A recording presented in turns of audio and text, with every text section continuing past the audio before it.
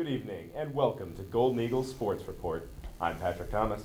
And I'm Kellan Buddy. We're bringing you all things Marquette sports from this past week, plus our first basketball preview of the season. It's all right here on Golden Eagles Sports Report.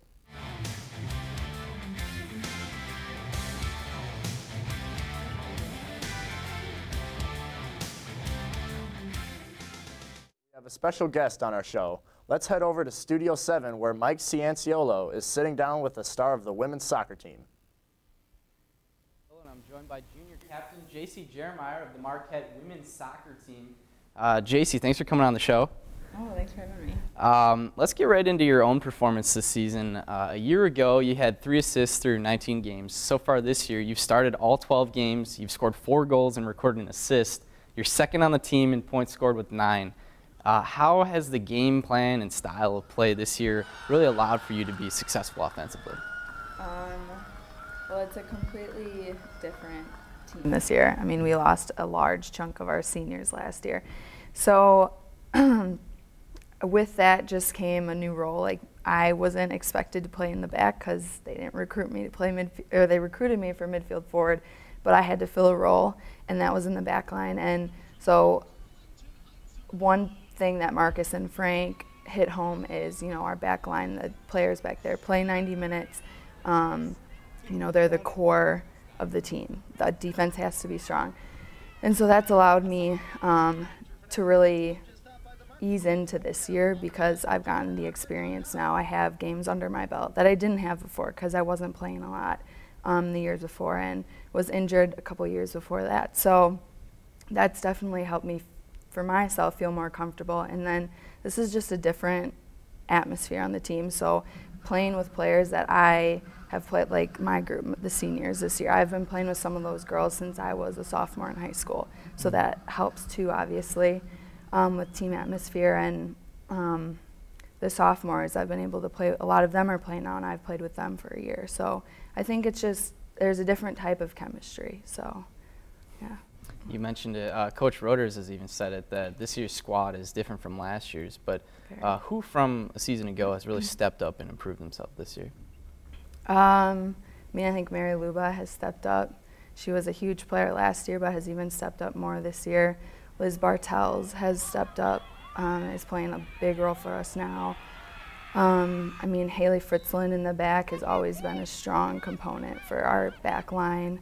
Amanda Engel in goal. I mean, we have a lot of players that have been playing a lot of minutes for a few years now, so they've even stepped their game up. And then players like Darian Powell, who's, you know, fresh off some injuries from last year, is giving us some good minutes. So it's definitely a collective, it's collective work rate from everybody. Now looking at how this team has performed this year, the Marquette women's soccer team was ranked 15th in the country coming into the season. And through the first 8 games of the year, the team went 2-5-1, 3 of those losses coming at Valley Fields. How are you and your teammates able to keep your heads up during that stretch and that unsuccessful start, especially with those home losses headlined by that heartbreaker against UWM? Yeah, you know, the coaches were always positive. You know, they were saying, they would say all the good things that we did, and then we would talk about and work through things at practice that we need to work on. I mean, because we do have a large portion of our team is new too, that it's more so figuring things out and what do you expect the other player next to you is going to do. So a lot of the times it was just that and the chemistry. But they also told us we were playing good teams. I mean, Minnesota is a good team. I mean, Northwestern is a good team. All these teams are winning. And so when we were finally getting out of the losing streak and getting wins under our belt, they were, you know, giving us all these team stats, like Wisconsin when we played in an exhibition match. You know, they had just gone out to Seattle and beat Portland, which is a great team. And so all these teams were on winning streaks. So I think they, you know, really instilled in us, like, yeah, we're not winning right now, but we're also playing really good teams. And so it's good for us to challenge ourselves and learn from them and move on. So. And since that opening stretch, the team's won 4 straight games now, including a terrific 1-0 victory over number 16 Kansas, in which you scored the game-winning goal. What's changed recently to allow that turnaround? I think it took a while to figure out where everybody fits best in what positions. I think a big part of it is, Liz Bartels, we had her in probably 4 different positions, but now we're like, okay, she fits best up top. She gives us the most she can up top. Sliding freshmen in there like Ellie, that can give us something different. Okay. Now looking at, you guys have 7 more games left on the schedule, 4 on the road and 3 at home. What is this team going to have to do? You're already 2-0 in the Big East. What are you going to have to do to kind of end the season on a high note and win your 6th straight Big East Conference title? It just comes with, our coaches always say, you got to grind it out, especially on the road when things are harder because you've traveled, the legs are heavier, and just grinding it out, getting the work rate in, and everything else comes along with that. They always bring back our days at Whitcomb in preseason, and the 4 days we do there, and it's like, okay, this is the time to think about all that work you put in that pays off now at the end of the season when you have some bumps and bruises and stuff. All right, well, thank you for coming on the show. We wish you luck Thursday at St. John's, and we hope that you and the team have a successful end of the season. And that will do it for us. We'll take it back to Studio 6 now. Patrick, what's coming up next on the Golden Eagle Sports Report? Thank you, Jacie Jermier, for coming on to Golden Eagle Sports Report. We always appreciate a student-athlete taking time out of their busy schedule to come and talk to our analysts. We'll be back in a moment to check on men's soccer squad, so don't go anywhere. The Lady Golden Eagles played 2 games this weekend, and men's soccer found itself enjoying its Saturday off. Louis Bennett's men picked up an extra day off due to some odd circumstances that didn't allow Providence to fly on Saturday. Due to travel issues, Saturday's Big East men's soccer opener between number 13 Marquette University and Providence College has been postponed. No makeup date has been announced. The Friars, who were scheduled to make up their first trip to Valley Field since the 2010 season, were unable to get into Milwaukee after more than 1,000 flights were canceled across the Midwest due to a fire at the FAA facility near Chicago. On Wednesday, October 1st, the Golden Eagles host in-state rival Wisconsin at Valley Fields. Wisconsin comes into this matchup with a 1-5-1 record on the season. The Badgers currently lead the overall series against Marquette 28-14-11, but the Golden Eagles have won the last 2 played at Valley Fields. And let's hear from our analyst, Mike. Take it away. Thanks, Patrick. Some unusual news for Golden Eagle Sports Report. Providence was supposed to play Marquette Saturday, but flights out of Chicago were delayed and canceled. But as the old adage goes, the show must go on. Camille and Connor, let's talk more men's soccer. Okay, Marquette men's soccer team continues to be on a 5-game win streak. Who have been the difference makers for the Golden Eagles? Camille? Well, I'm going to go ahead and say it's been a lot of people. I mean, there's Salvaggi and C. Norte, and their partnership together has really influenced the offensive side, as well as Charlie Lyon and Axel Huberg and John Pottis. They've all really helped on the defensive side. Charlie Lyon keeping those goals out of there, and Axel and John making sure that they're staying away from Charlie. Connor? You know, looking back at the month, you have to look at the fact that Marquette did not allow a single goal in the entire month of September. Going into tomorrow, October 1st, so obviously they won't get another goal in September. But it was 500 straight minutes of non-goal action for Charlie Lyon this month. And that's a big part of why Marquette's done so well this season so far. And then as Camille mentioned, you got C. Norte and you have David Salvaggi up top, along with Coco Navarro, just a great tandem trio of people up top. And that has really helped Marquette on the offensive side this season. You mentioned Charlie Lyon's shutout minutes. He's creeping up on a Marquette record for most shutouts in a career. Okay, the number 12 Marquette Golden Eagles will play the final game of its non-conference schedule against in-state rival Wisconsin. The Badgers hold the all-time advantage in the all-time series, 14-20-11. Will offense or defense be the deciding factor on who wins this game? Connor? You know, I think going back to what I said about Charlie Lyon, it's the defensive side that's going to win the ball game for the Marquette Golden Eagles. Like in the back, you got Brady Wall, you have Axel Huberg, John Pottis, and Jack Alberts are your starting back 4, as Louis Bennett usually goes with them. But Charlie Lyon just holds that back line together. I mentioned 500 straight minutes. You said that as well. So I think if Marquette's going to want to win this soccer game, they're going to have to keep that clean sheet up and ultimately to come out with a victory in that game.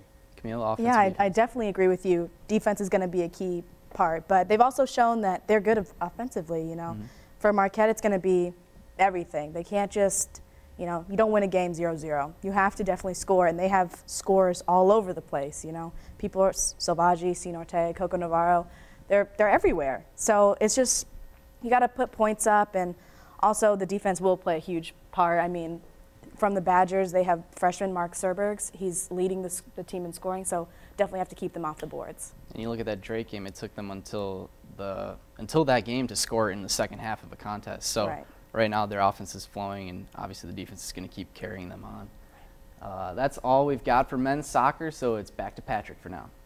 Thanks, Mike. 3 Marquette volleyball players earned Big East honors this past weekend. Setter Gabby Benda earned Big East Conference Freshman of the Week honor after her play against Providence and St. John's. Benda is the first Golden Eagle to earn Freshman of the Week this season. Sophomore outside hitter Autumn Bailey and senior right side Lindsey Gosch were both named to the weekly honor roll for the second time this season after their performances to help Marquette sweep Providence and St. John's. The Marquette women's volleyball team placed 26th in the American Volleyball Coaches Association Division I poll for Week 5.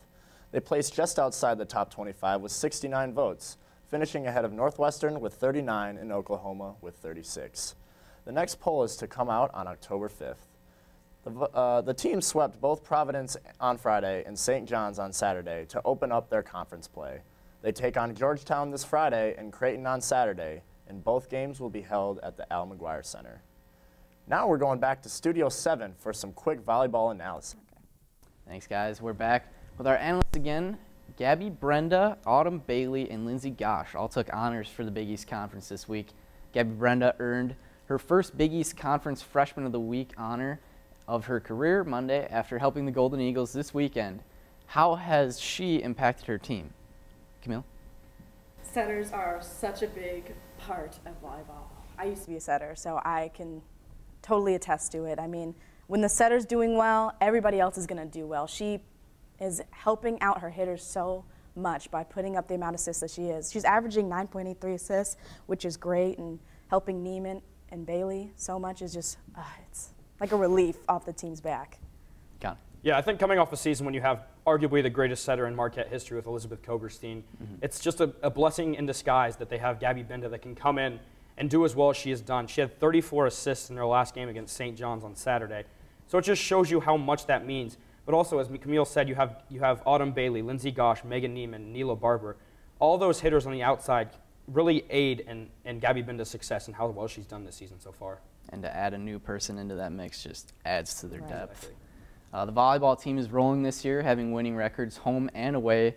What do the underclassmen players have to do with to keep this streak going? Camille? Well, I think that now that we're seeing more players get into the mix with Benda coming in, I think that gelling well as a team, like continuously doing it, is a really big part. I mean, when you're doing well all together on the court, it's just, it really helps you win. And then also keeping the errors to a minimum, serving errors and just errors that really aren't needed, that's good. And then hitting well also. It's a big part. Yeah, 3 of the biggest players at this point for the Marquette Golden Eagle volleyball team are underclassmen. You got Lauren Haugen as a sophomore, Autumn Bailey's a sophomore, and then Gabby Benda, as we mentioned earlier, who was a freshman. So I think the work of those underclassmen has really helped Marquette's team, because without your setter, without your outside hitter, without your libero, you're obviously not going to have an effective team just like Marquette does.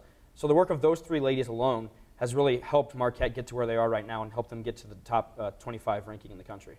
And they're just outside the top 25, but they had a game on ESPN3 this weekend at St. John's, so they're getting some publicity.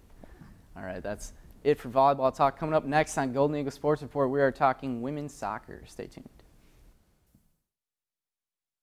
Welcome back to Golden Eagles Sports Report. 2 Golden Eagles were honored by the Big East this week. The first was Liz Bartels, a former rival of yours, Patrick. Huh, cool. Liz Bartels was awarded Big East Offensive Player of the Week for her performance this past week. The sophomore out of Omaha, Nebraska, and from a rival high school of mine, had a goal and 2 assists against Creighton and scored the game winner versus Villanova. Bartels also leads the Golden Eagles with 4 assists on the season and is tied for the second most goals on the team with 3. Marquette Women's University soccer junior midfielder Jacie Jermier has made it on this week's Big East Honor Roll. She also won Defensive Player of the Week last week. This past Sunday, the Golden Eagles took on Big East foe Villanova at Valley Fields, where the ladies captured their 4th straight victory with a 1-0 shutout over the Wildcats. Sophomore Liz Bartell scored the Golden Eagles' only goal in the 18th minute off the assist from Ellie Beard. Goalie Amanda Engel also had 2 saves on the day as the Golden Eagles improved their record to 6-5-1 on the season as they prepare to take on St. John's this Thursday in New York. The ladies are heating up. They kicked off Big East play with a 7-2 win over Creighton and followed it up with a dominant 1-0 win over Villanova. Are they over their slump, Connor? Yeah, I think looking at the women's soccer season now, they started out 0-4. They've won 6 games now. They're 6-5-1 as their overall record on the season. I think you can honestly look at their season and say they're out of their slump. They've won their last 4. They beat 2 good teams with LSU and Kansas, and they're coming off a win on Sunday 1-0 over Villanova. So I think looking more in depth at it, yeah, I think you could say that the girls soccer team's over their slump at this point. Camille? Yeah, I totally agree. First of all, Creighton who? Like, what happened? Oh my gosh, that was a great game. They did so well. Everyone was just doing awesome. And then that awesome win over Villanova as well. I feel like it's just going to boost their confidence, just give them an even bigger push to do so well in Big East play and really make them a contender in that tournament. And I really thought things were going to turn south when they lost that 5-4 match against UWM, but they have quickly turned things around. All right, let's throw it back to our anchors. Thanks, Mike. And Golden Eagle Sports Report has a special episode tonight. We're going to take you into a time machine. This summer, MUTV's Tom Conroy, Grant Becker, Michael Gilbert, and MUWire Sports Director Mike Cianciolo hung out at the Backyard Barbecue. Let's take you all the way back to July 1st to see what they learned. Luke, you're the new guy on the team. We need to know a little bit about you. Have you been seeing any shows at Summerfest? Yeah, I went to see Girl Talk. They're pretty good, but that's been it so far, so hopefully we can go back for some more. You looking to do anything else with your teammates the rest of the summer? Yeah, definitely. We're going to be doing some team bonding. I mean, now that everyone's here, I think maybe some paintballing's in order or something like that, so I think that would be a lot of fun. You're coming from Indiana. Is there anything that they've done that's been a little weird, that wear a pink backpack or anything like that? No, nothing too weird. I mean, we're pretty normal around here, so. Derrick, what have you been up to this summer? Just working out, doing an internship upstairs with the communications department, and just enjoying the summer. Yeah, tell us a little bit about that blog. I read a few of those. So they came up with the idea, for my internship. Why don't you do a blog for the summer, let everybody know what's going on. So, I mean, I haven't done one in the past 2 weeks because it's been camp and been busy, but we'll have a good one this week. But I mean, I have fun doing it and just keeping everybody updated to what we're up to. So. Okay, a couple questions about the team for you. First off, who's got the best fashion? Juan. Juan? Yeah, I would give that to Juan. All right, and the worst fashion? That's tough. It's a lot of them. I'll probably say the Deonte. Deonte? Maybe. And best and worst dancers? Best dancer, I'll give that to JJ. Worst dancer, I would say, I'd say Luke. All right. Yeah, Luke is, obviously. Yeah. Coming into this season, if you had to bet on somebody on the team to make the ESPN top 10 plays, who would it be? I would say Deonte because he's the only one doing that last year. Yeah, So I would say Deonte. Okay. Again. Deonte, Summer Milwaukee. What have you been up to? You seen anything at Summerfest? I actually haven't been to Summerfest. You haven't been to Summerfest yet. No. Do you want to go later? I'm actually not going. You're not going at all? No, because I'm from Milwaukee. I'm kind of used to Summerfest. So. Okay. So what have you been doing with the team this summer? A lot of skill work, a lot of skills, and a lot of just conditioning, getting our bodies right. Okay. So. Last year you had a couple really exciting dunks, especially that Samford one. What are we looking for this year? Consistency. Consistency? Yes. John, summer in Milwaukee, any highlights so far? Summerfest, anything like that? I haven't got a chance to go to Summerfest. I just came back home. I just came back from going home for the weekend. Had to deal with some stuff back home, but hopefully I get to enjoy the Summerfest festivities. Or maybe like the Wisconsin State Fair. Do you have any particular fried foods that you'd like to, if you were to go there? Hopefully they got fried chicken. I love fried chicken. What else? Funnel cake. I love funnel cake. Besides that, that's usually it though. All All right, so obviously as a freshman, you had to go through boot camp last summer. Do you feel somewhat relieved to not have to go through the same program, or does Coach have anything else in store for you?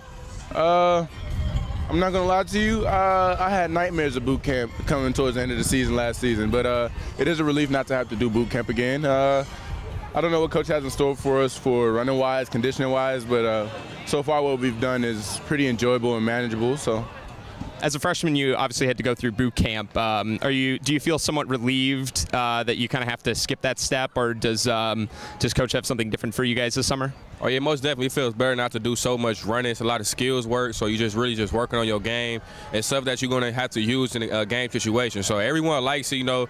Everybody's kind of feel better about not having boot camps. They're not too much worried about it, but I'm sure we're going to have conditioning, but it won't be crazy. But it's just, I feel more comfortable with Coach Wojo. How has the summer been going for you, Steve? The summer's been going pretty good. I like the new coach, like the new organization. I like everything about what's happening now. So, you doing anything else other than playing basketball so far this summer? Nothing else, just working out and playing in the summer league. What was going through your head Thursday night when NBA Commissioner Adam Silver comes up to the podium and he says, with the second overall pick, that the Milwaukee Bucks took your friend Jabari Parker? I was going crazy. I almost broke my TV. I was real happy for him. You know, it's good to be, I guess, reunited and close to one another. I'll be at a lot of Bucks games this year because I didn't go to none last year. But, yeah, I'll be there a lot to support him. You guys been talking at all since he got drafted? Of course. We talk every day almost. So, he's like a little brother to me. So, any expectations to get him into the Al and maybe work out with you guys? Oh, of course. That's going to happen a lot. I mean, if he's up for it, but I think he will be. So, you planning on doing any one-on-one games with Jabari? Oh, we've done that so many times, so it's like second nature. So, yeah, hopefully when we get in the gym together, play a little one-on-one. Who holds the all-time record? Me, of course. Of course, me. Do you have any plans to bring him to Marquette Madness? Yeah, he's going to be there. Make a little, maybe get in the dunk contest, you jump over him? Nah, I don't think that's going to happen, but he'll be there. How's your health? How's your body doing? You 100%? Pretty good, yeah, almost there. Yeah, feeling it? Yep. A lot better than last year? Way better. You ready to play some basketball? Ready to play some basketball. I've been ready to play some basketball, so. So you're ready to dominate the low post this season? Dominate it. All right, well, you heard it here. Thanks, Steve. Thanks. Take care. Well, Marquette, that's all we've got for you tonight. Thanks for tuning in, sports fans, and we'll catch you next week on Golden Eagle Sports Report. Stay sporty.